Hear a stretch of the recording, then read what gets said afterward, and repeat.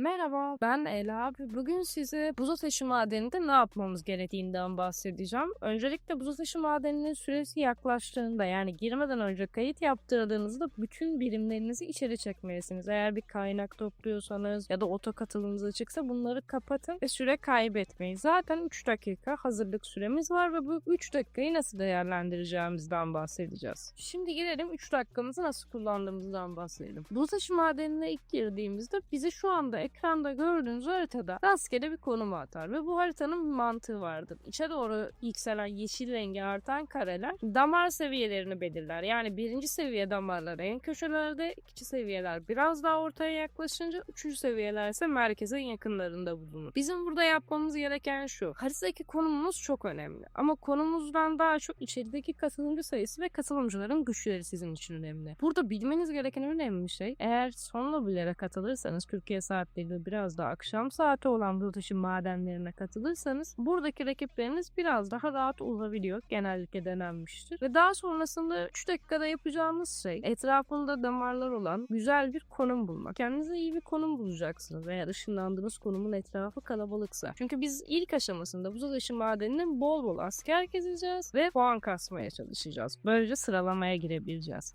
Videoyu devam etmeden önce sponsorumuz Hesap.com.tr'den uygun ve güvenli bir şekilde Frostar alabileceğini biliyor muydun? Kategorilere geliyoruz. Vital Survival seçiyoruz. Hesabımıza geliyoruz. Frostar diyoruz. Burada satın aldığımız paketi seçiyoruz uygun bir şekilde. Daha sonrasında ID'mizi yazıyoruz. ID'mizi girdikten sonra satın al diyoruz ve Hesap.com.tr bizim için hızlı ve güvenilir bir şekilde oyun içerisindeki posta kutumuza teslimatını sağlıyor. Siz de güvenli alışveriş için Hesap.com.tr'yi tercih edebilirsiniz. Ben sizi aşamalar ilerledikçe yönlendireceğim.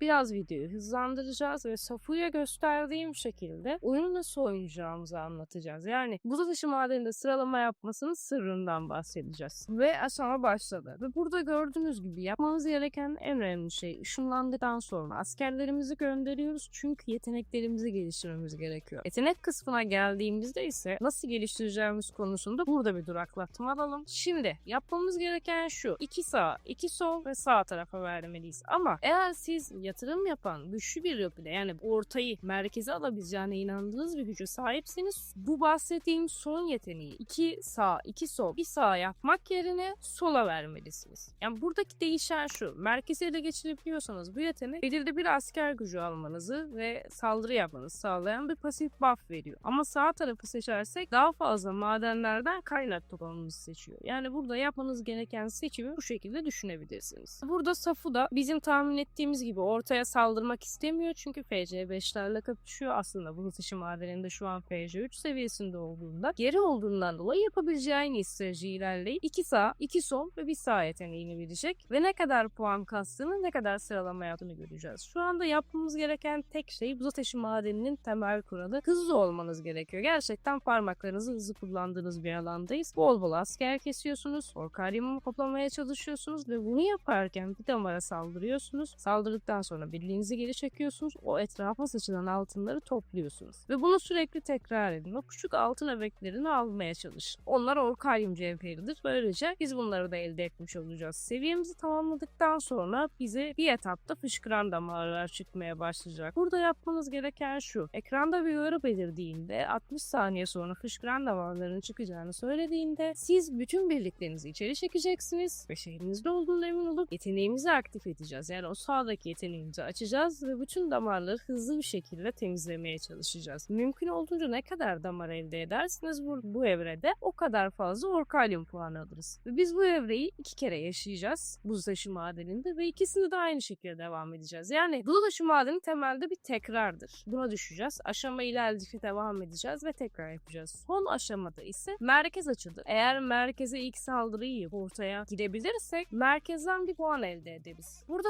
karar verirken dikkat etmeniz gereken şu: ya ben merkeze girersem ve biri girdiğinde en azından 3. olursam bana 50-60 bin orkalyum verir. Örnek veriyorum. Daha fazla puan elde ederim. 3. sıra tamamlarım. Diğeri de merkezi kapatır diyorsanız gir çık yapabilirsiniz. Ama şunu unutmayın: bunu yaptığınızda kahramanınızı belirli bir süre boyunca kullanamayacaksınız. Yani son kalan zamanınızda damarları ele geçirmede sorun yaşarsanız ana kahramanınızı gönderdiğinizde bu sizin için eksi de yazabilir. Bunu iyi strateji yaparak belirlemeniz gerekiyor. Ben size olabilecek en hızlı özetle buz ateşi madenini anladım. Zaten sizler de şu an ekranda Safon'un nasıl oynadığını görüyorsunuz ve ben anlatırken parça parça bölümleri bu şekilde planlamaya çalıştım. Temelde yapmamız gerekenler çok basit ama buz ateşi madeni biraz kafa karıştırıyor. Çünkü insanlar ilk defa girdiklerinde bunu zor buluyor. Bir de biz biliyorsunuz ki genellikle bu tarz strateji oyunlarında adımları çözmek için rehber videoları çok az izliyoruz. Belki bu video size rehber videosu olarak buz ateşi madeninde güncel bir şekilde işinize yarar diye düşünüyorum. Sizler de kullandığınız stratejiler varsa yorumlarda bahsedebilir ve bizlere iletebilirsiniz. Böylece biz de öğreniriz ve daha fazla insan gelişir. Umarım video hoşunuza gitmiştir. Ben videolarımı daha kısa sürede tutmaya özen gösteriyorum. Daha hızlı ve akıcı anlatmaya çalışıyorum. Bazen konuşmalarım çok hızlı geliyor olabilir. İstediğim sizi sıkmamak ve kendi eğlendiğim, öğrendiğim bilgileri sizlerle paylaşmak. Böylece benim yaptığım hataları ya da